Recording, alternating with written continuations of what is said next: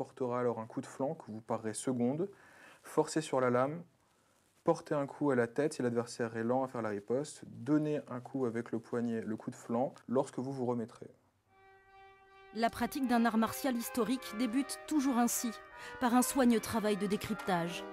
Plongé dans des manuels de combat, Lucas annote et s'imprègne des instructions consignées par des maîtres d'escrime européens. Il étudie ainsi les postures et les règles édictées au fil des siècles. On fait revivre, à travers nos études, un geste qui a été oublié depuis, par exemple là on fait du sabre, on parle d'un contexte du 19e siècle. Il faut imaginer que c'est des techniques de sabre qui n'existent plus depuis 150 ans, ou même quand on fait de l'épée médiévale, enfin de l'épée longue médiévale, c'est peut-être des techniques, ça fait 500 ans, personne n'a jamais fait ce mouvement-là. On a une certaine fierté de se dire que voilà, on arrive à faire revivre une petite partie, ou même comment quelqu'un comprenait son propre corps à cette période-là. Travailler sa technique, savoir aussi restituer l'âme d'un geste pour frapper juste, avec efficacité et maîtrise. C'est finalement à l'entraînement que les textes vont prendre tout leur sens. Tu me portes un coup de figure en dehors, je pars de suite tierce, sur mon dehors.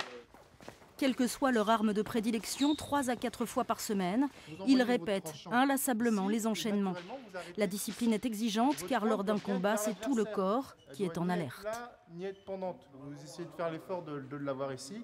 L'exercice qu'on vient de faire, par exemple, sur le Narresen, c'est vraiment être capable de placer un coup et de repartir aussi vite et aussi puissamment qu'on est venu.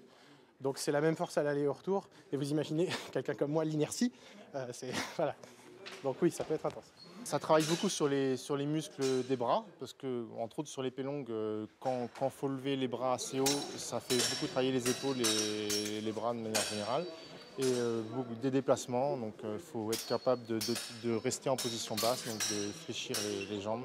Et puis après, c'est sur le cardio, parce que certains combats durent plusieurs minutes, donc il faut être capable de tenir sur la longueur sur ces combats-là. Le club organise régulièrement des stages à l'attention des escrimeurs. De l'épée médiévale au sabre, une dizaine d'armes anciennes sont ainsi remises au goût du jour.